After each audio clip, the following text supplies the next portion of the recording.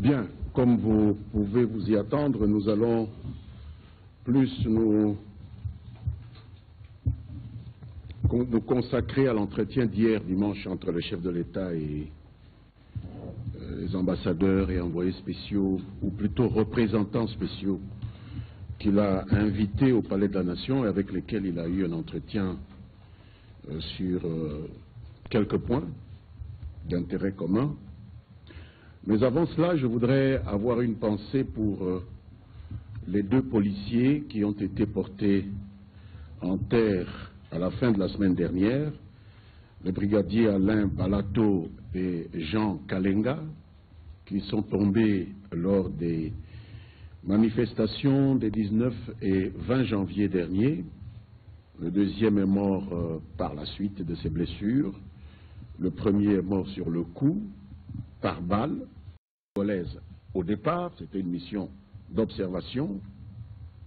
La mission onusienne s'est vue confier par la suite et successivement des tâches de maintien de la paix, peacekeeping, et des tâches d'imposition de la paix, peace enforcement, toujours à la demande du gouvernement de la République démocratique du Congo. À cet égard, les Congolais doivent savoir que depuis l'arrivée dans notre pays, en 1999, de la mission des Nations Unies, on l'avait appelée d'abord MONUC, ensuite elle est devenue MONUSCO, les autorités congolaises ont eu à gérer avec les responsables de cette mission, qui sont leurs partenaires, un certain nombre d'événements et même des crises, parfois graves. Le chef de l'État a rappelé à ses invités quelques défis majeurs qui avaient pu être relevés en synergie par le gouvernement et la MONUSCO. Ce fut le cas notamment des élections de 2006. Ce fut ensuite le cas de la rébellion du CNDP. Ce fut le cas de la gestion d'autres groupes armés qui avaient éclos à l'est du pays.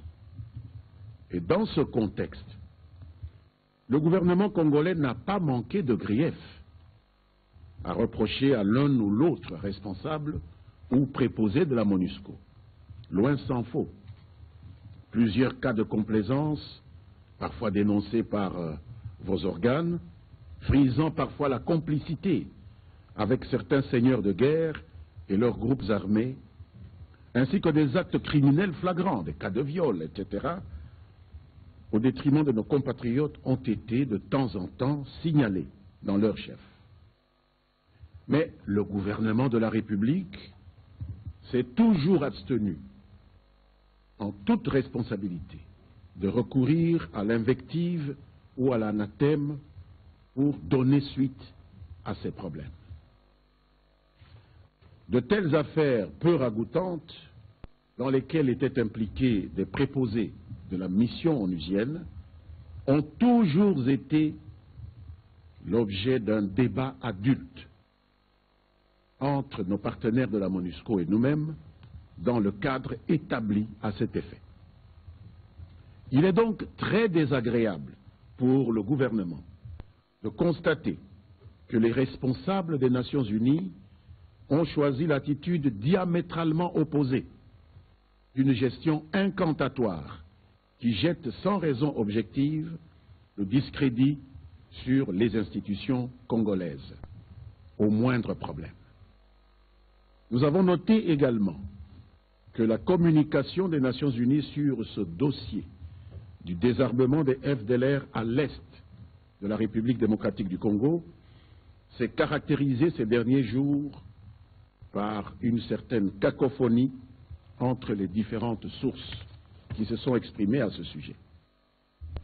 Les déclarations des officiels ici et là étaient contradictoires, approximatives et, chose grave, teintées de chantage à l'encontre des institutions de la République démocratique du Congo. Le président Joseph Kabila a rappelé à ses invités qu'aujourd'hui, personne ne peut donner des leçons aux forces de défense et de sécurité de la République démocratique du Congo sur les meilleures voies et moyens d'en découdre avec les forces négatives de FDLR. Il y a encore quelques années, les FDLR avec leurs dépendants étaient estimés à plusieurs dizaines de milliers en terre congolaise. Aujourd'hui, leur nombre dépasse à peine le millier. Mesdames, Messieurs de la presse, cette diminution drastique du nombre de rebelles rwandais au Kivu est à attribuer aussi bien à des retours volontaires qu'aux fortes pressions militaires exercées par les troupes régulières congolaises au cours de leurs opérations ces dernières années dans la région. Et il faut rappeler que ces opérations ont coûté cher. Elles ont coûté la vie à de très nombreux jeunes militaires congolais, vos frères, vos sœurs, vos fils, vos filles. C'est un sacrifice qui est consenti par la République démocratique du Congo pour trouver une solution à un problème qu'elle n'a pas créé, un problème sécuritaire majeur, créé par une décision malencontreuse de la communauté internationale à travers le Conseil de sécurité des Nations Unies, lorsque elle a imposé aux autorités en place en République démocratique du Congo, alors République du Zaïre, lors du génocide rwandais de 1994, l'obligation d'ouvrir ses frontières sans aucun contrôle à 2 millions de réfugiés rwandais qui se sont déversés sur 2 villes congolaises, l'une de 150 000 habitants, Goma, l'autre de 120 000 habitants, Bukavu. La République démocratique du Congo a été donc la grande perdante de cette initiative de la communauté internationale. Et il est inacceptable qu'aujourd'hui, cette communauté internationale fasse croire que la République démocratique du Congo est la seule à payer la recherche des solutions à ce problème qu'elle a créé de toutes pièces. La République démocratique du Congo est à ce jour le pays qui a le plus à gagner au désarmement ou à l'éradication des FDLR, parce que cette force négative a causé d'énormes dégâts, dégâts humains, dégâts matériels à notre pays et à son peuple. C'est donc avec une grande surprise que le chef de l'État a appris par la presse, mesdames, messieurs, comme monsieur tout le monde, que nos partenaires des Nations Unies remettaient en cause un acte souverain qu'il a posé de nomination d'officiers généraux des forces armées de la République démocratique du Congo, acte qu'il a posé conformément à la Constitution et aux lois en vigueur dans notre pays. C'est le président qui nomme aux hautes charges militaires. Comme si la République démocratique du Congo avait été placée sous la tutelle des Nations Unies. Nous n'avons connaissance d'aucune résolution allant dans ce sens. Comme si pour nommer aux emplois militaires, le président de la République démocratique du Congo était tenu de requérir l'aval des Nations Unies. Nous n'avons aucune connaissance d'une telle obligation dans l'arsenal qui régit les relations entre les Nations Unies et la République démocratique du Congo. Et s'agissant des présomptions de violation des droits de l'homme qui pèseraient sur les généraux Sikabwe et Mandevu des FRDC et qui les rendraient inéligibles au commandement des opérations de désarmement forcé des FDLR, le chef de l'État, commandant suprême des forces armées, a confirmé que ni lui-même ni son gouvernement n'ont reçu de la MONUSCO aucun dossier irrelatif. La mise à l'index de ces 2 officiers pose donc réellement un problème. D'autant plus que les intéressés ont eu, le président l'a rappelé hier, très récemment encore, à participer à des opérations conjointes avec la MONUSCO, sans que ne soit évoquée une quelconque raison de les considérer comme infréquentables. Dans cette affaire, nous devons demander à nos partenaires de la MONUSCO de prendre au sérieux les institutions congolaises, qui sont leurs partenaires. Ce que l'opinion doit savoir également, c'est qu'en 2012, la mission onusienne avait tenté de dissuader avec insistance les autorités congolaises de lancer les offensives contre le M23.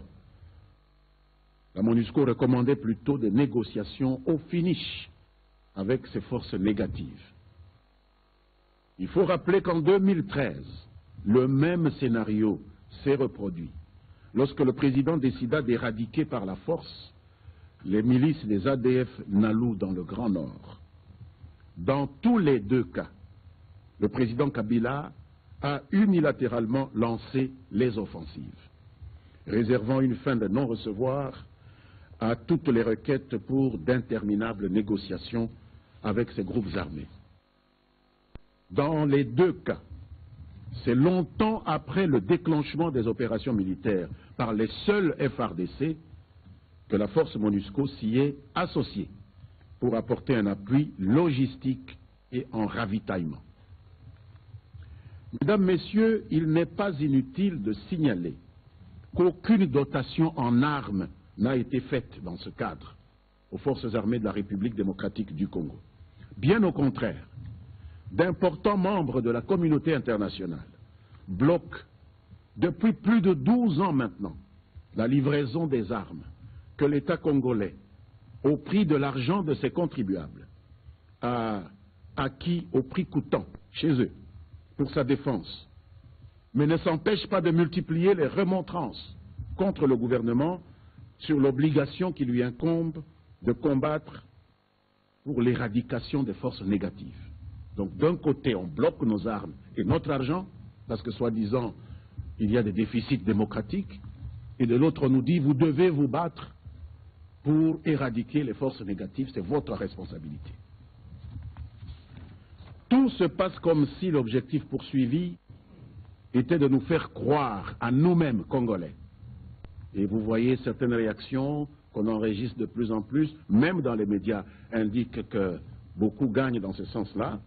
Nous faire croire à nous-mêmes Congolais et faire croire au monde entier que la République démocratique du Congo, décidément, est incapable de prendre en main et de résoudre seule ses problèmes de sécurité. Il y en a qui y gagnent.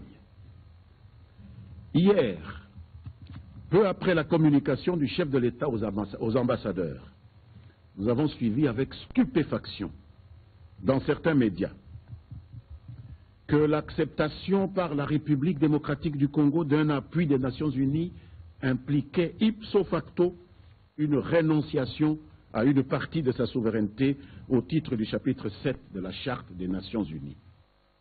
S'il n'y avait eu tout ce drame, on aurait pu rire d'une telle allégation. Parce que rien n'est plus faux. Et on devrait revisiter un peu le chapitre 7 en question de la Charte des Nations Unies. Je l'ai ici. On se rendra compte qu'il porte sur l'action en cas de menace contre la paix, la rupture de la paix et d'actes d'agression. Et que ce chapitre 7, dans ce chapitre 7, il n'est fait nulle part, ni directement, ni indirectement, aucune mention à une quelconque limitation de la souveraineté d'un quelconque État. Et pour ce qui est de la situation en République démocratique du Congo, le chapitre 7 étant général, le siège spécifique de la matière réside dans la résolution 2098 du 28 mars 2013 du Conseil de sécurité, qui réaffirme au contraire, je cite une partie de la résolution, la ferme détermination du Conseil de sécurité, le ferme attachement du Conseil de sécurité à la souveraineté, à l'indépendance, à l'unité et à l'intégrité territoriale de la République démocratique du Congo. On ne peut pas imaginer le même Conseil de sécurité qui réaffirme son attachement à notre souveraineté et qui aurait dit, je ne sais pas moi, sur base du chapitre 7, que notre souveraineté serait limitée. Et on continue Dans cette résolution 2098, on souligne même, je cite, l'importance du principe de non-ingérence, fin de citation, qui doit être, et je cite encore, pleinement respecté. Le principe de non-ingérence, qui doit être pleinement respecté. Dire à un chef d'État qu'avant de nommer des généraux, il faut consulter une structure étrangère au pays, c'est s'ingérer dans les affaires intérieures d'un pays. Et ça, c'est pas acceptable. La résolution 2098 reconnaît aussi en son point 10 que l'NT et son intégrité territoriale. Fin de citation. Cette tâche n'est donnée à personne d'autre, même pas à la MONUSCO. Structure étrangère au pays, c'est s'ingérer dans les affaires intérieures d'un pays. Et ça, c'est pas acceptable.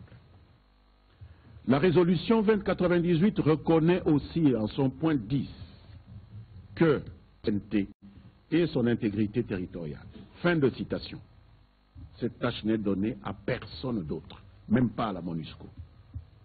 On se demande bien où ces médias ont pu trouver une quelconque idée de limitation de la souveraineté de la République démocratique du Congo dans l'arsenal juridique des Nations Unies.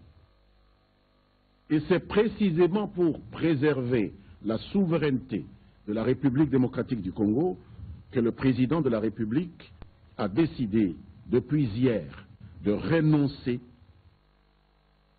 à l'appui qui était attendu de la MONUSCO en faveur des opérations pour le désarmement forcé des FDLR.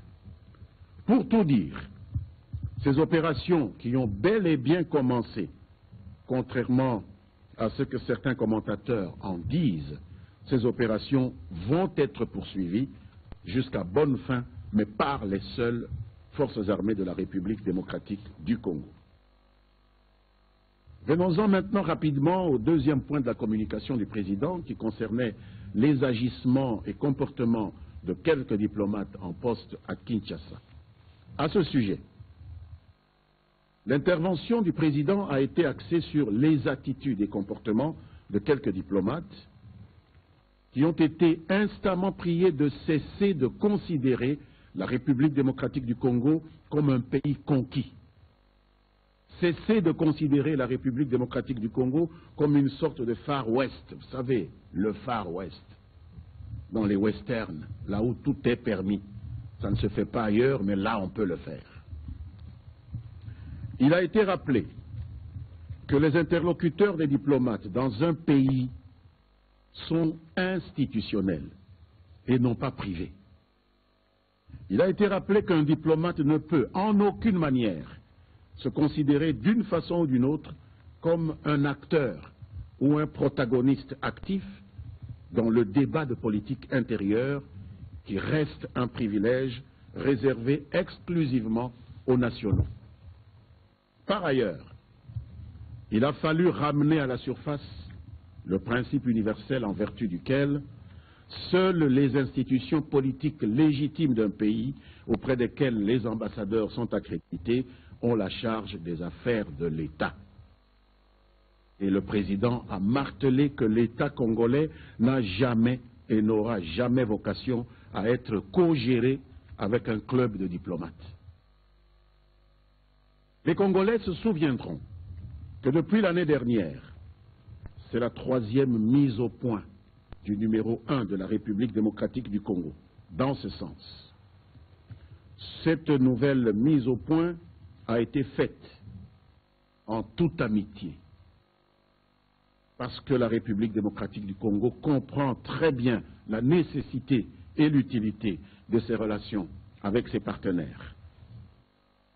Parce qu'il y a parmi ces derniers des amis sincères, à l'égard desquels notre président a exprimé hier toute sa gratitude, notamment ceux qui, entre autres choses, ont versé le sang de leurs enfants aux côtés de nos troupes dans nos efforts de pacification à l'Est, notamment l'offensive contre les forces négatives du M23. Dans un chapitre divers, avant que vous ne preniez la parole pour les échanges, je voudrais partager avec vous le plaisir de la réussite du festival Amani qui vient de se dérouler sans anicroche à Goma, chef-lieu de notre province du Nord Kivu.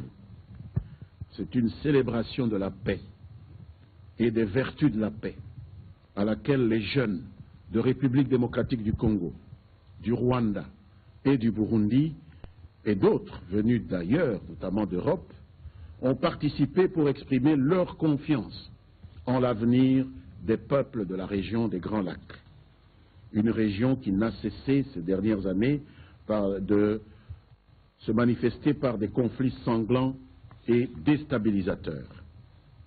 On a même vu un artiste de renommée rwandais chanter à la gloire du défunt général Mamadou Ndala. Ça a été un grand moment.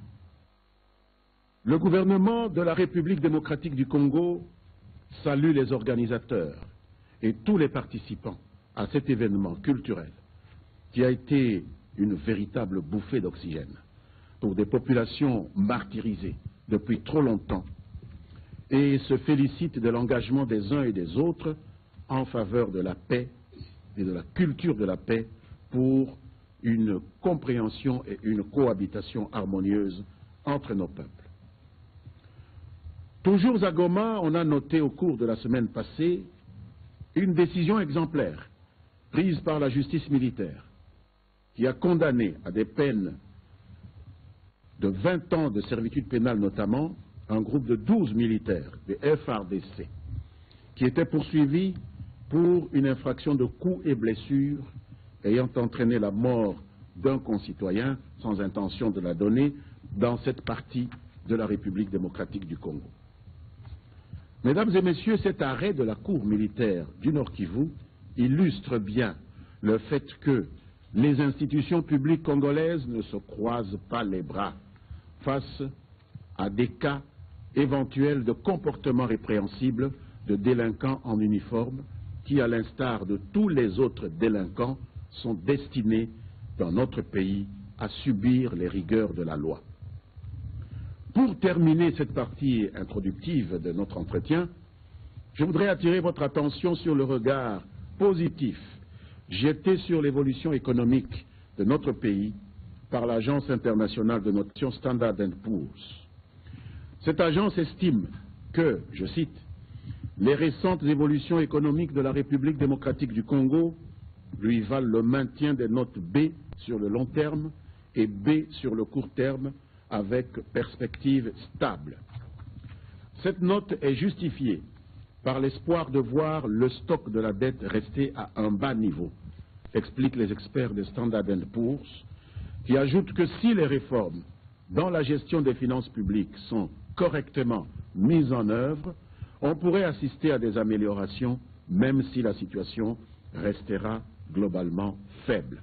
Fin de citation. Il nous appartient de maintenir l'effort, en dépit des difficultés, pour pouvoir améliorer davantage cette situation économique qui sort du fond du gouffre. Je vous remercie.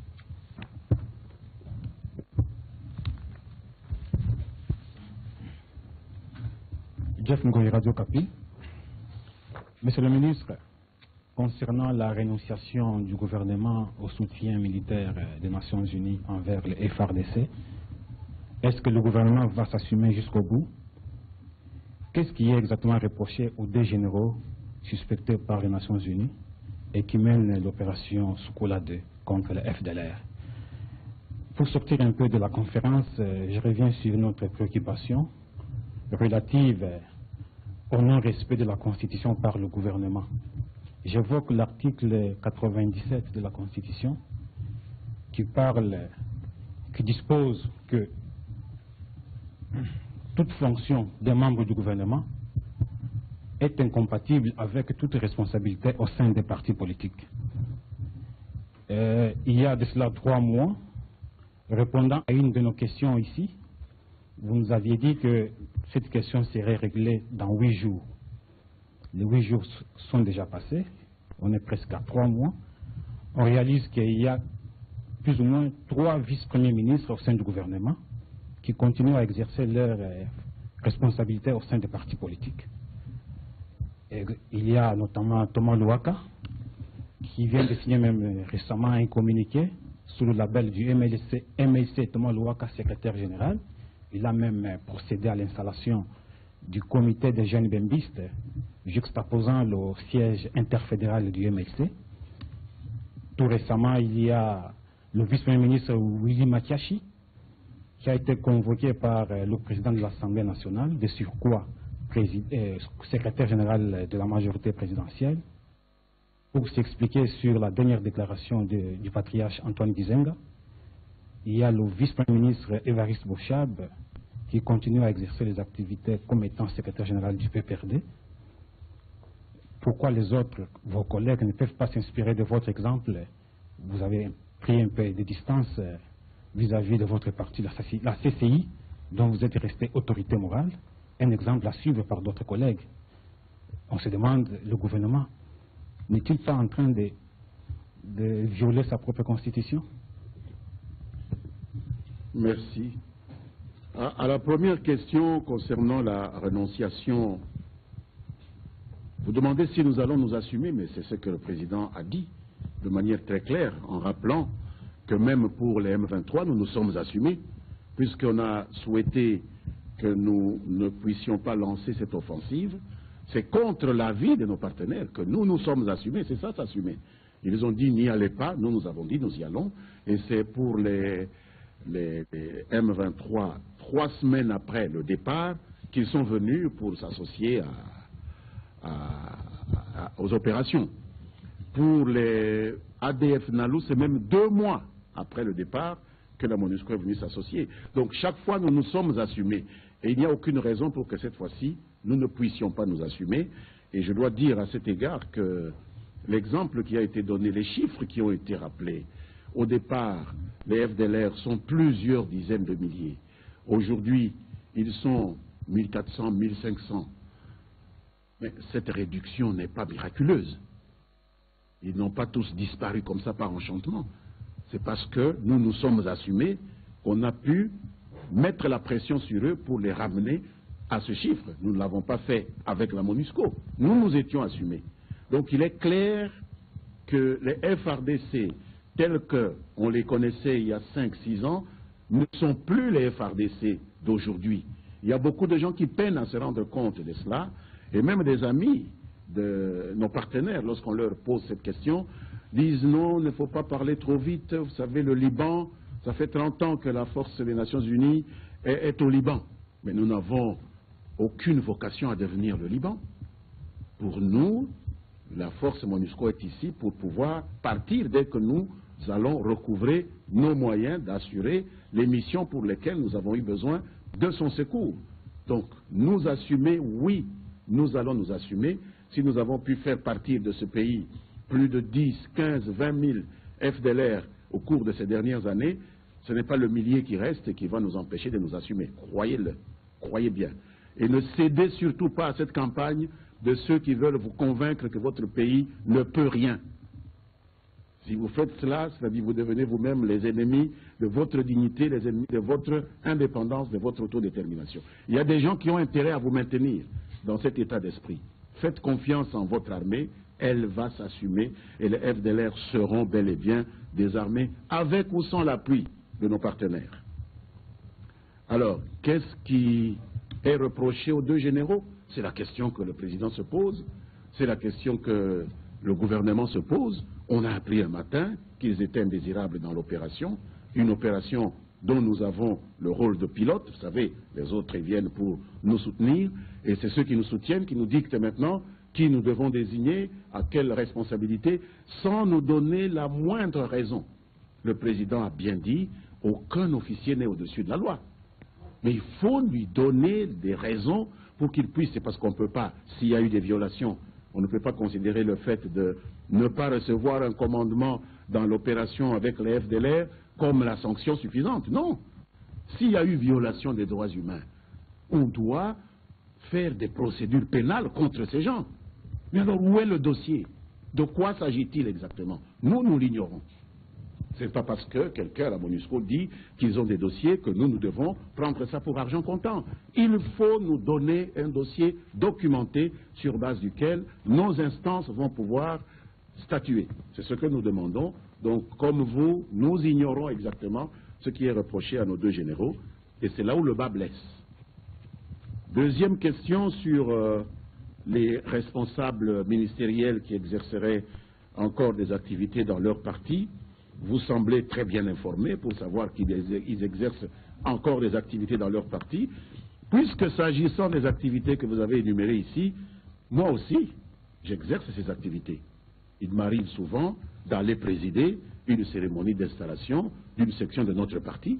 Comme initiateur du parti, on m'invite. Je vais là-bas et j'assiste à l'installation. Ça ne fait pas de moi le gestionnaire du parti. Il m'arrive également de me faire interpeller lorsque mon parti a posé un acte dans une section. Il n'y a pas longtemps, il y a eu des problèmes avec certains membres de l'Église catholique. On a cité mon parti. Vous-même, vous m'avez interpellé ici. Je n'ai pas refusé de répondre. Vous-même, les médias. Oui, au Sankourou, on a appris que des gens de la CCI ont attaqué. Mais moi, je ne suis pas président de la CCI. Mais vous m'avez interpellé et j'ai répondu.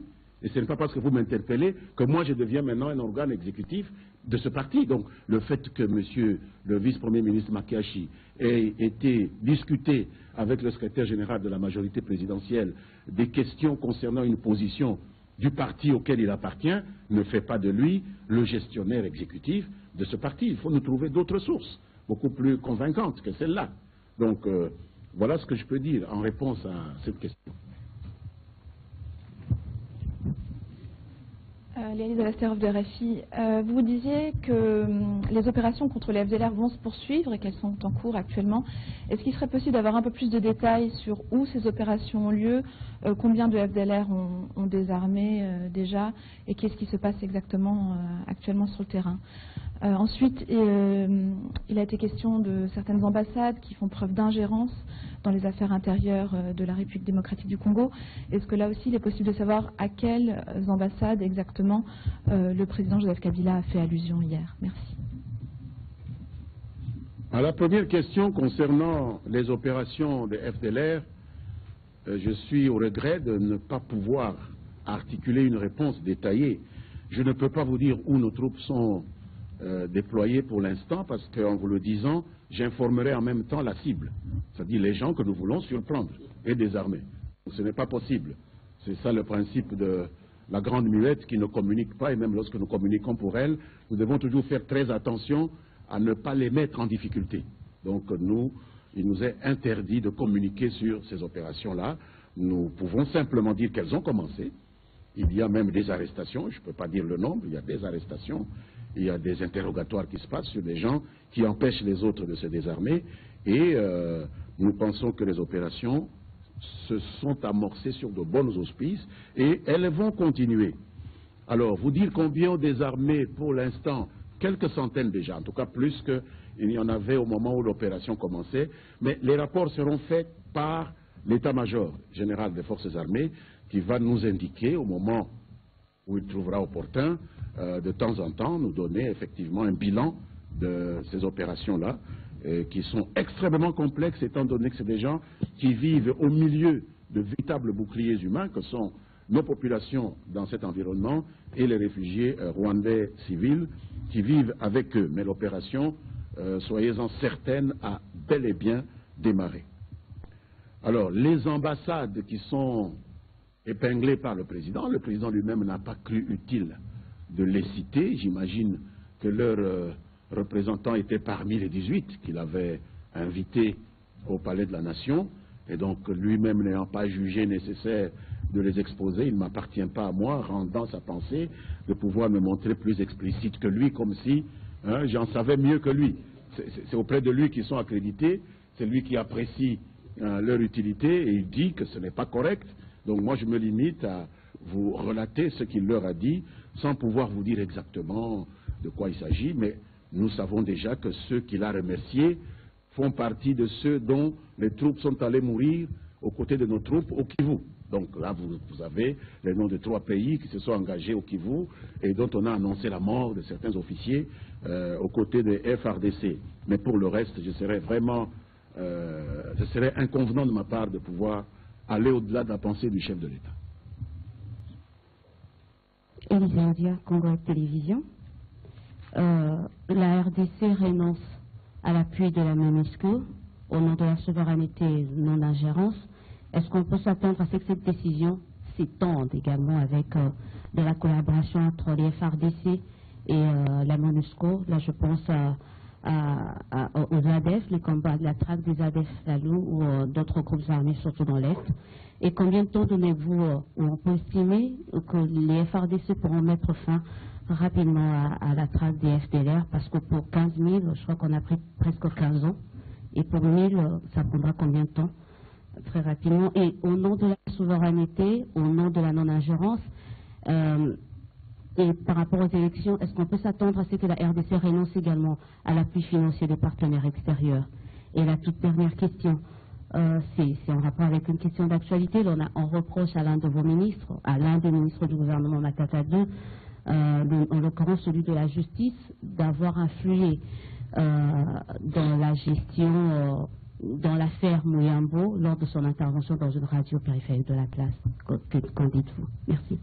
Merci. La première question sur la RDC qui pourrait peut-être étendre la renonciation à d'autres opérations, vous faites bien de la poser.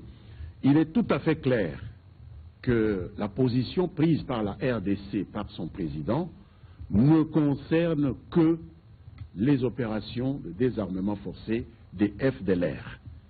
Nous avons un partenaire, la MONUSCO, qui est avec nous. Il y a eu une gestion de cette opération de désarmement que nous voulions commune avec elle, gestion que nous avons trouvée malencontreuse et en tout cas décrédibilisante pour la République démocratique du Congo, et ce qui a poussé le président à dire « je renonce à cette collaboration pour le désarmement des FDLR ». N'allons pas plus loin. Je pense que c'est ça la décision. Il ne s'agit pas d'autres opérations. Il ne s'agit pas d'autres tâches qui ont été confiées à cette mission, et encore que la résolution des Nations Unies, du Conseil de sécurité, donne mandat à la mission onusienne de traquer, de désarmer les groupes armés avec ou sans les forces de défense et de sécurité de la RDC. Donc s'il y a une logique, puisque ça va se faire sans, puisque la RDC veut le faire sans, on devrait assister à une initiative de la MONUSCO de désarmer aussi ces gens sans les FARDC, puisqu'ils sont sur un territoire assez large, c'est quand même 2 provinces. Il y a moyen de le faire sans les FARDC si on est vraiment venu ici pour cela. Donc ce n'est pas indispensable que ce soit absolument avec les FARDC. Nous avons prouvé maintenant que nous le faisons sans eux. Eux pourraient le faire sans nous, l'objectif étant le même. Ils ne sont pas venus pour nous, on est venu ici pour le peuple congolais, pour ces pauvres gens qui souffrent, qui meurent chaque jour entre les mains de ces bandits. Alors, combien de temps faudra-t-il pour en finir avec la traque? Je vais vous répondre en disant le temps nécessaire. Ça peut être 1 mois, ça peut être 1 an, ça peut être même 10 ans, qui sait? Qui sait ce qui va se passer sur le terrain? Une opération militaire, on sait quand on la commence, personne n'est capable de vous dire comment elle se termine. Il faut y mettre de la détermination, il faut y mettre des moyens, il faut y mettre de l'appui des populations, et tout cela, nous allons faire en sorte de rassembler tous ces moyens-là pour arriver à réussir, mais donner une échéance, ce serait un peu aventureux.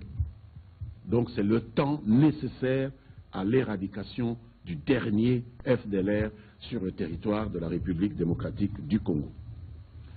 Alors, est-ce que la RDC pourrait renoncer à l'appui extérieur pour l'organisation des élections? Nous n'avons jamais renoncé au soutien de nos partenaires pour l'organisation des élections. Mais il y a une nuance. Si en 2006, nous avons bénéficié de ce soutien, pour lequel le président hier a réitéré même ses remerciements à la communauté internationale, en 2011, nous avons vécu une surprise plutôt désagréable. On nous a promis un soutien et 2 semaines seulement avant que les Congolais n'aillent dans l'urne, on nous a retiré ce soutien. On a dû faire des sacrifices inimaginables qui peuvent même expliquer certains problème de dysfonctionnement qu'on a eu, parce qu'à la dernière minute, il a fallu trouver tous ces moyens qui nous ont manqué, parce qu'on avait prêté foi en des promesses qu'on n'a pas tenues. Donc, en 2016, nous n'avons pas refusé. C'est les amis qui ont promis qui n'ont pas fait. En 2011 plutôt. En 2016, nous sommes en train de recevoir des promesses. On nous disait qu'il y a une conditionnalité, le calendrier global. Il a été mis à jour par la Commission électorale nationale indépendante. Bon, on commence déjà à percevoir clairement les choses. Il y aura probablement un soutien. Bien que, peut-être dans l'ordre des grandeurs, on peut se poser des questions quand on a besoin d'1 milliard et qu'on vienne vous dire nous avons 20 millions et que ça ne sera malgré tout pas une excuse. Nous disons on a affaire à la première puissance du monde, ils peuvent mettre la différence. On va voir. Mais le Congo fera sa part. Dans ce milliard-là, il y a une part pour nous, mais nous espérons que les autres feront ce qu'ils nous promettent et ne vont pas rééditer la surprise désagréable de 2011.